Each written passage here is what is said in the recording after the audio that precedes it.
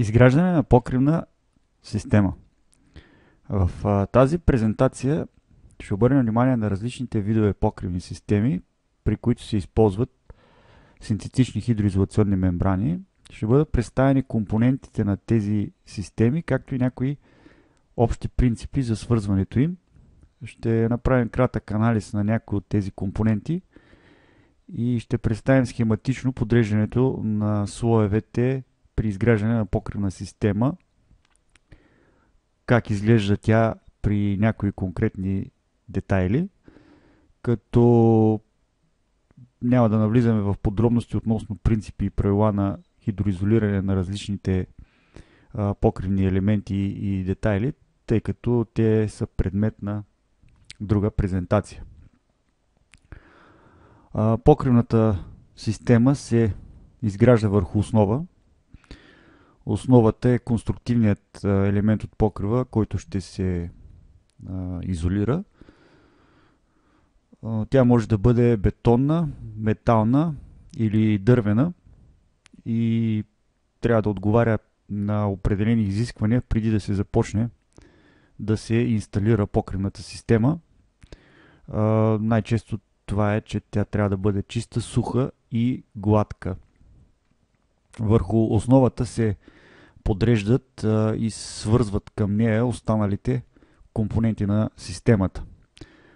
Тук е мястото да кажем, че наличието и подредбата на тези компоненти или слоеве зависят от вида покрив, от предназначението му и това се определя на проектно ниво. Върху основата обикновено лежи защитен слой, който най-често се изпълнява от геотекстил с определена плътност. Следващият компонент, който се полага, е пароизолацията. Пароизолацията е от съществено значение за топлите покриви. Топли покриви се наричат тези, които включват в себе си като компонент топлоизолацията. Пароизолацията има за цел да предпази топлоизолационните панели от влагата, която върви от вътрешността на сградата към топлоизолацията. Това се случва в климатични зони, където се наблюдават няколко сезона и има съществена разлика между външна температура и вътрешна температура на сградата, т.е. това са отопляемите сгради. Топлоизолация, която е поела някакво определено количество влага, не изпълнява ефективно функцията си и това налага полагането на пароизолация. Пароизолацията обикновено в тези системи с синтетични хидроизолационни мембрани се осъществява чрез свободно положени полиетиленови листи, като естествено между листовете има 10 на 15 см застъпвания. Говорихме вече за топлоизолацията, че е компонент на покривна система, по-специално на топлите покриви. Видът, плътността и твърдостта й се определят на проектно ниво, съгласно нормативни изисквания и съответстваща на функционалността на покрива и изискванията на проектантите. Основната и функция на топлоизолацията, естествено, тя е да изведе точката на конденс извън основата. Топлоизолацията, както е ясно, служи за повишаване енергийната ефективност на сградата. След топлоизолацията може да съществува разделящ слой, който обикновено отново се изпълнява от геотекстил, и върху този разделящ слой се полага хидроизолационната мембрана от вида ПВЦ, поливинил хлорид, или ТПО, термопластични полиолефини. До тук тези компоненти са компоненти на топлия открит покрив. Когато липсват паро и топлоизолация, имаме студен открит покрив. Този вид покриви, които са откритите, те са неизползваеми, наричат се още незащитени покриви. Останалите компоненти, които са представени след хидроизолационната мембрана, са част от така наречените защитени покриви, или иначе казано баластна система. Баластната система също може да бъде неизползваем покрив, когато завършва с защитен слой чакъл,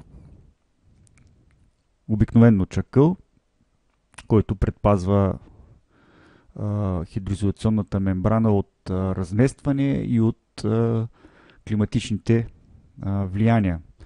Под баластния слой върху хидроизолационната мембрана се поставя защитен слой геотекстил, за да не се нарани самата хидроизолационна мембрана от баластният слой. Неизползваемият покрив баластна система може да бъде конституиран в формата на на топъл покрив, споменатите вече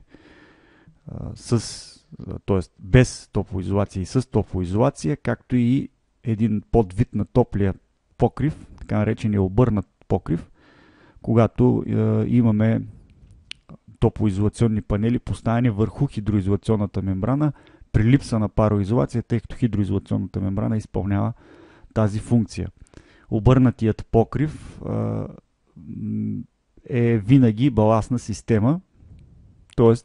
върху топлоизолационните панели трябва да се положи един разделящ слой геотекстил и да бъде засипан с защитният баластен слой, казахме, под формата обикновено на чакъл от речен окръглен камък. Малко по-нататък на слайдовете ще се види как тази система, въобще тези видове системи са изградени. Използваемият покрив, който е също баластна система, е предвиден за някакъв вид трафик, пешеходен или автомобилен. При изграждане на пешеходни зони след хидроизолационната мембрана се полага защитен слой геотекстил обикновено и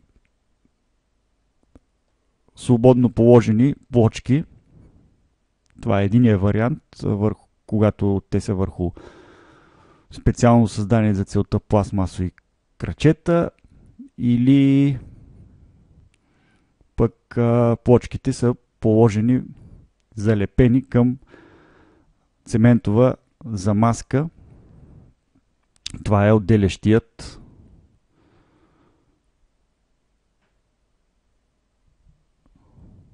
Това е върху отделящият слой.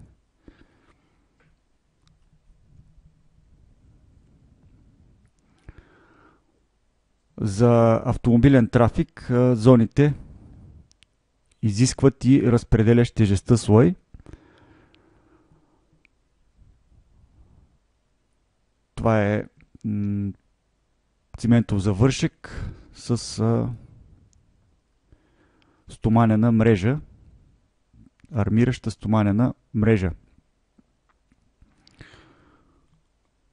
Използваемите покриви са надземен паркинг, тераси, балкони, зони над подземни помещения, платформи и един частен случай на баластната система е така нареченият зелен покрив или още казано жив покрив, при който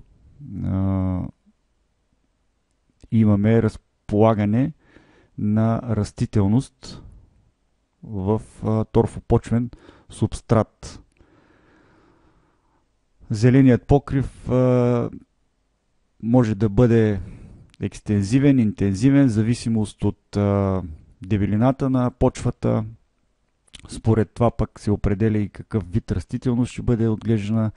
Има най-различни решения, като вид на компонентите, които се полагат след хидроизолационния слой. Обикновенно това са защитен слой, дрениращ слой, филтруващ слой и отгоре е почвата. Като пак казваме, в зависимост от растителността, дали е ниска, дали е висока, могат да бъдат изпълнени по различен начин и самите компоненти са оформени по различен начин.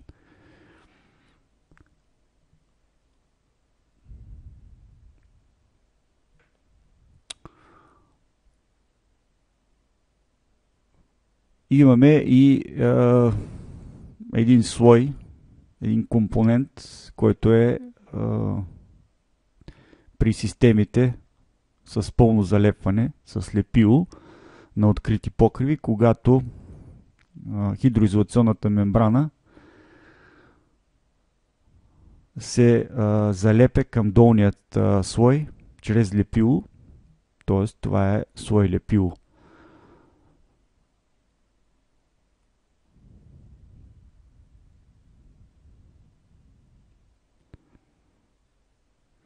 Откритите покривни системи могат да се инсталират върху плоски или скатни, т.е. наклонени покриви, докато баластната система е предназначена само за плоски покриви. Плоски покриви са тези, които са с наклон 5 до 7%. Обикновено при баластната система хидроизолационната мембрана може да не е захваната механично по хоризонталата, а само в зоната на периметъра, тъй като горните слоеве са достатъчно тежки, за да не й позволят да се размести. Като естествено плътната хидроизолационна мембрана, там където се застъпват, те трябва да се заварят. На следващите слайдове ще видим и схематично представени покривни системи с баласт.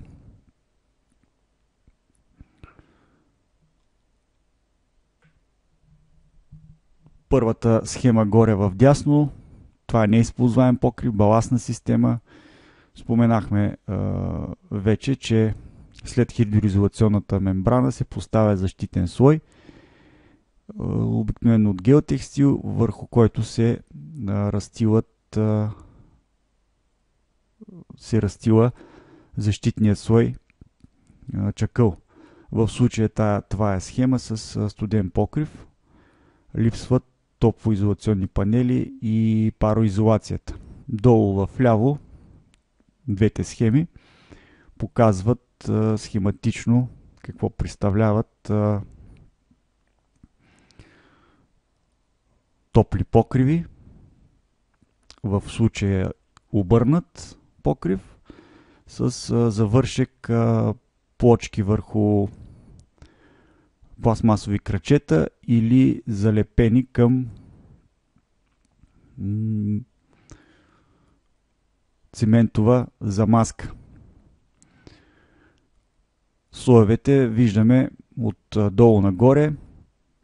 Това са защитният геотекстил върху основата, след което следва хидроизолацията, топлоизолацията, разделящият слой и отделящ слой. Пак казваме, това са примерни схеми, които за всеки конкретен случай се определят вида и наличието на компонентите в системата.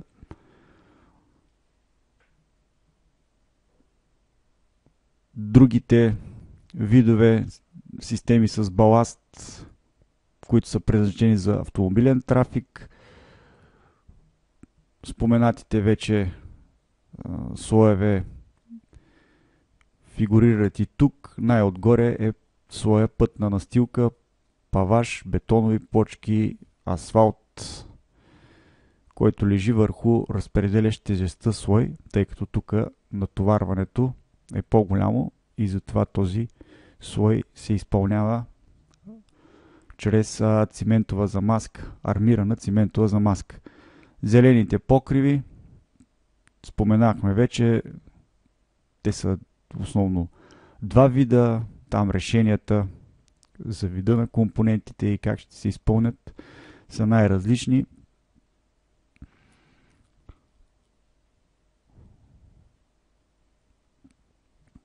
Зависи от дебелината на почвата, от вида растителност и самият покрив.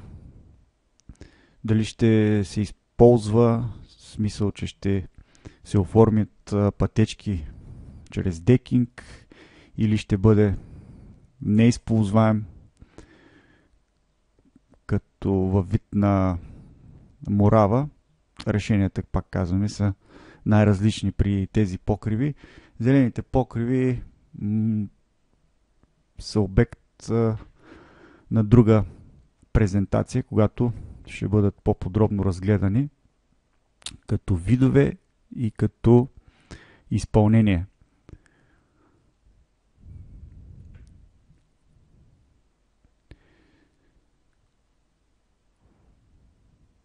Компонентите на откритата покривна система, топлоизолация или хидроизолация, се фиксират към основата чрез механични скрепители. Това са тук представените схематично винтове с планки. Отделно се използват и по периметъра дълги метални противоветрени профили, които захващат хоризонталната част на хидроизолацията към основата. Това са метални профили, предварително перфорирани, създадени специално за целта. Системата може да бъде изцяло механично фиксирана, включително и хидроизолационния слой, или залепена, споменахме вече, когато синтетичната хидроизолационна мембрана се залепя чрез лепило на 100%, обикновено към фиксираните топлоизолационни плоскости. Виждаме схематично представена залепена система на схемата горе в дясно и какво представлява механично фиксираната система. Платното хидроизолационна мембрана, което се пада отдолу, в края е захванато чрез винтове и планки, а горното платно покрива винтовете и планки и се заварява чрез топъл въздух по начин, по който да се гарантира водонепропускливостта между двата слоя мембрана.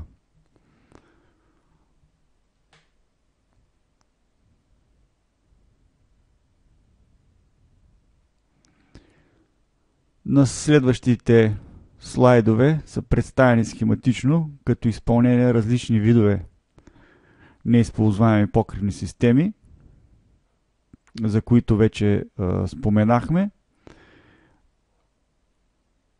На първата схема това е студеният покрив, открита баластна система.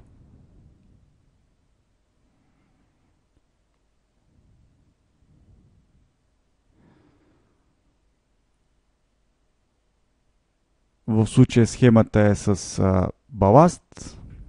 Без баласт покривът е незащитен, но отново остава студен. Следващите видове покривни системи. Това е топъл покрив, стандартно изпълнение. Имаме пароизолация, топлоизолация, хидроизолация, защитен слой и слой баласт. Това е баластна система, топъл покрив. Естествено, този вид покрив може да бъде изпълнен и без защитния слой баласт. Тогава имаме топъл открит покрив.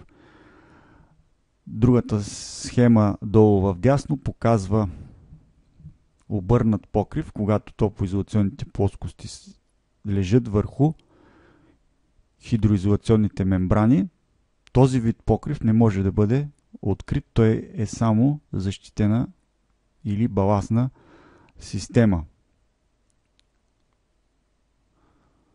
тъй като няма друг начин да се захванат топлоизолационните плоскости към основата, освен да бъдат притиснати чрез защитния слой чакъл. Топлия покрив има и още един подвид, така наречената система сандвич, която също е само с баласт, когато хидроизолационната мембрана лежи между два реда топлоизолационни плоскости. По-рядко срещана система. И накрая ще разгледаме някои детайли, част от покривната система, без да навлизаме в подробности като изпълнение, правила и процедури. Просто ще видим как са конституирани различните компоненти на покривната система около даденият детайл, като ще видим и различни покривни системи. В първият случай детайлът е воронка, мястото, откъдето водата от покрива се оттича към водосточните тръби.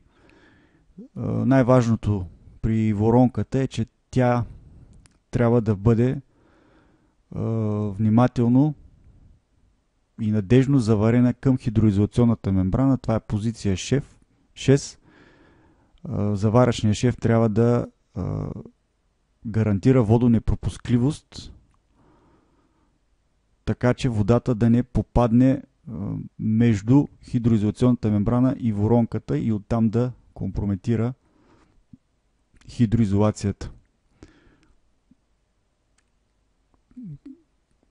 Като изпълнение, останалите компоненти на покривната система са по начина, по който говорихме и ги представихме по-напред. В случая виждаме изпълнен покрив, топъл покрив, баластна система. Върху воронката се поставя и една предпазна решетка, която да не позволява проникване на едри частици, които могат да запушат тръбата, тъй като всяко събиране на вода по покрива е противопоказно от към хидроизолационната защита. Отиваме към друг детайл.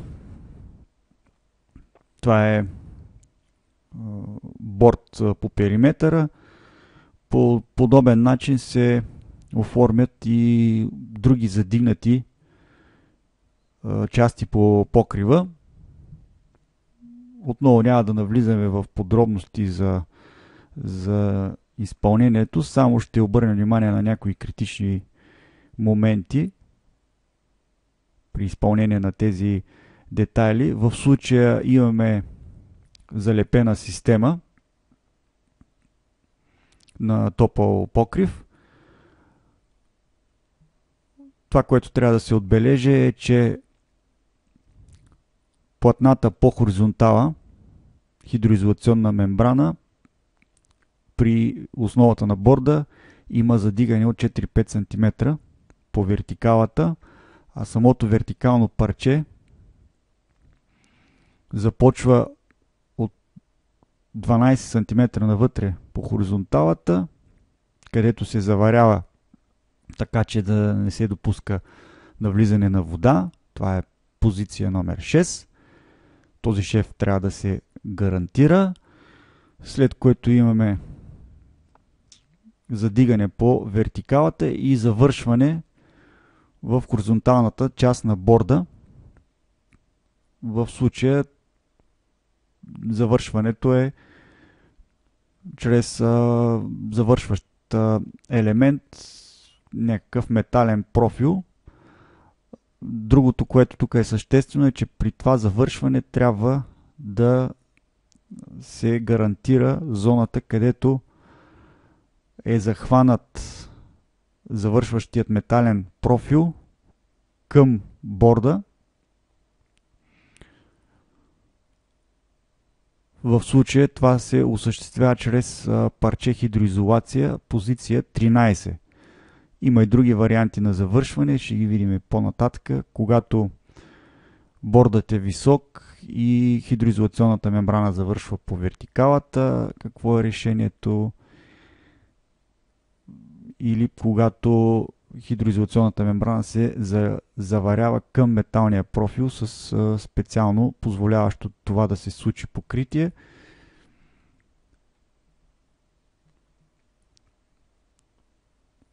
Казахме вече, че завършването, било то по борд или по други издигнати елементи по покрива, е по идентичен начин. Ето го представено тук. Завършване при покривно осветление по подобен на начин на предходната схема. Задигането на хоризонталното парче с 4-5 см по вертикала, вертикалното парче, което започва 12 см навътре по хоризонталата и се заварява, и завършването горе в хоризонталната част на издигнатият елемент.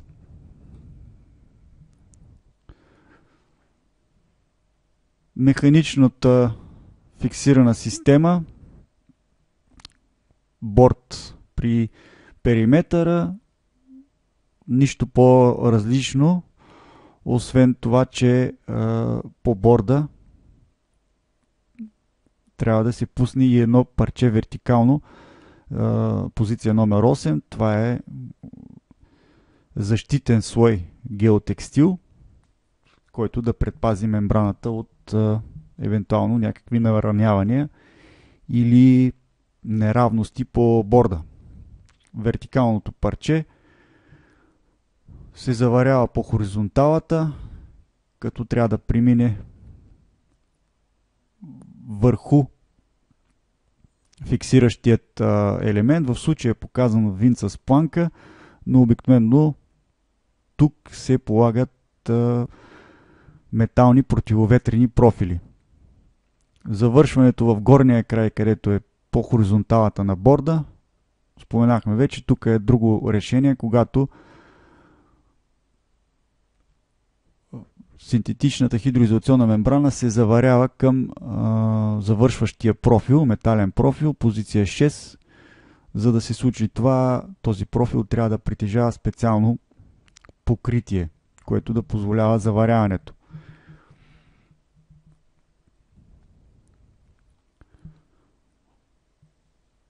Друг начин на завършване на хидроизолационната мембрана по вертикала, когато бордът е висок и няма смисъл да се облича изцяло, тогава изпълнението е по показаният начин. В горният край хидроизолационната мембрана се захваща чрез завършващ метален профил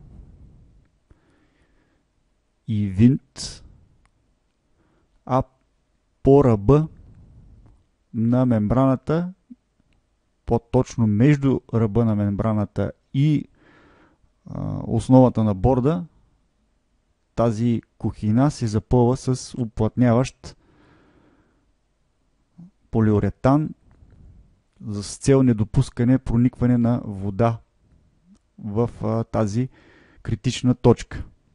Иначе завършването на вертикалното парче отново е по хоризонталата след механичните фиксатори. И разбира се, тук също имаме парче защитен геотекстил под хидроизолационната мембрана по основата на борда. Позиция номер 11 показва запечатването. Позиция номер 10 пък показва едно преосигуряване чрез още един метален профил, който да попречи изобщо да попадне вода между ръба на мембраната и основата на борда. При баластната система нещата не стоят много по-различно, що се отнася до завършването на хидроизолационната мембрана по вертикала. Отново е чрез метален профил, уплътняващ полиуретан между ръба на мембраната и основата на борда. Вертикалното парче завършва по хоризонтала чрез шев гарантиращ водонепропускливост. Разликата е тук, че хоризонталното парче мембрана е механично фиксирано към вертикалата на борда, а не е по хоризонталата. И има един компресионен елемент, това е номер 11, който предпазва мембраната от нараняване от баластните слоеве, които се разполагат след хидроизолационната мембрана. Има се предвид циментовата замазка и плочките.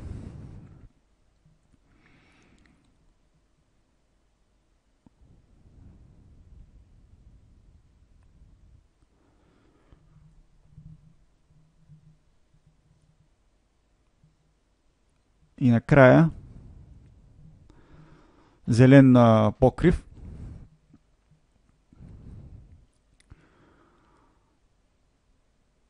Примерно изпълнение при борда. Тук това, което е особеното, е, че хоризонталното парче мембрана не се задига по вертикалата, а се обръща, след като се фиксира към хоризонталата, към основата, се обръща и се заварява по хоризонтала. Вертикалното парче преминава покрива тази заварка и също се заварява по хоризонталата, така както се вижда на схемата. Това е с цел подсигуряване. Идеята тук е, че зеленият покрив е баластна система, изградена от доста компоненти над хидроизолационната мембрана и всяко нарушение на водонепропускливостта е от една страна трудно за откриване, а от друга е и доста трудно начинание за ремонтиране. Завършването по вертикалата е по начина, по който описахме по-напред при топлите покриви. Отново с метален завършващ профил, уплътняващ полиуретан между мембраната и основата на борда, друг завършващ метален профил, който покрива, това е позиция номер 21, който покрива фиксиращият елемент 12 и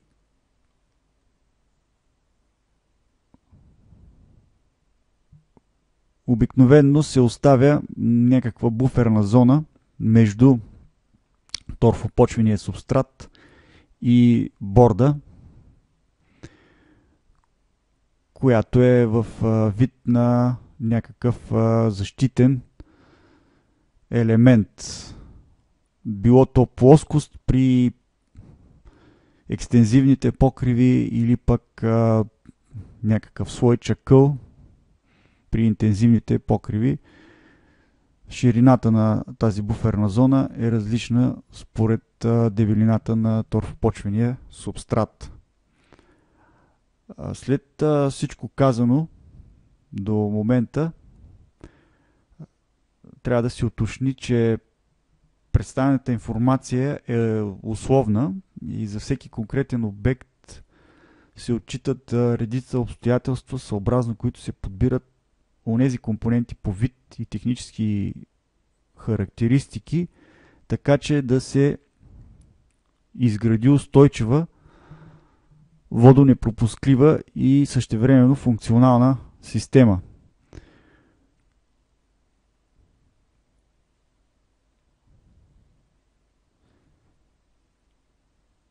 В другите презентации ще разгледаме технологията на полагане на синтетичните хидроизолационни мембрани. Споменахме вече, че ще обърнем внимание на някои правила и принципи при хидроизолирането на различни детайли, които тук бяха само схематично представени. Ще включим и други детайли, като барбакани, като вътрешни ъгли, оформяне,